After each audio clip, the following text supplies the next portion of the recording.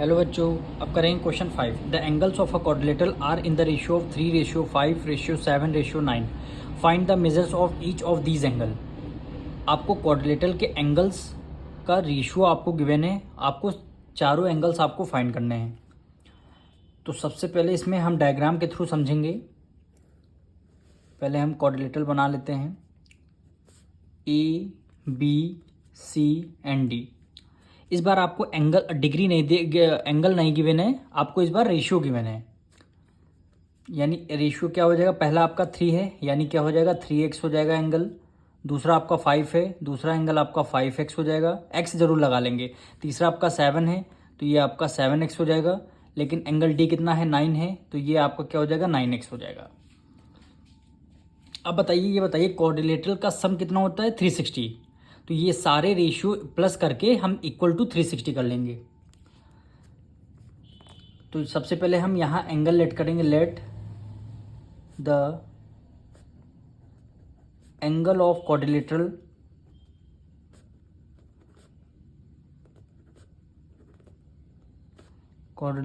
B, पहला क्या है 3x, 5x, 9x और 7x। ये हमने एंगल हमने लेट कर लिए।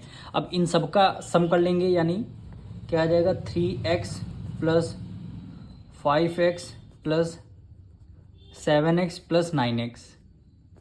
ये सारे एंगल का सम कर लिया। क्वाड्रिलेटरल के एंगल का सम कितना होता है 360 होता है। अब सबको हम ऐड कर लेंगे।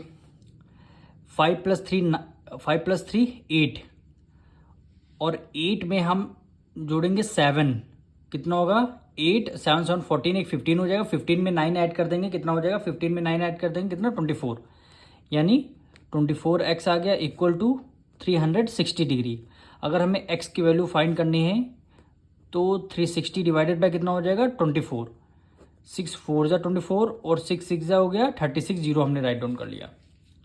अब 2 से करेंगे, 2 2 जा 4, 2 3 जा 6, जीरो हो गया। 2 1 जा 2, 2 15 जा क्या हो गया 30 हो गया। यानी x की वैल्यू हमारी कितनी 15 डिग्री आ गई।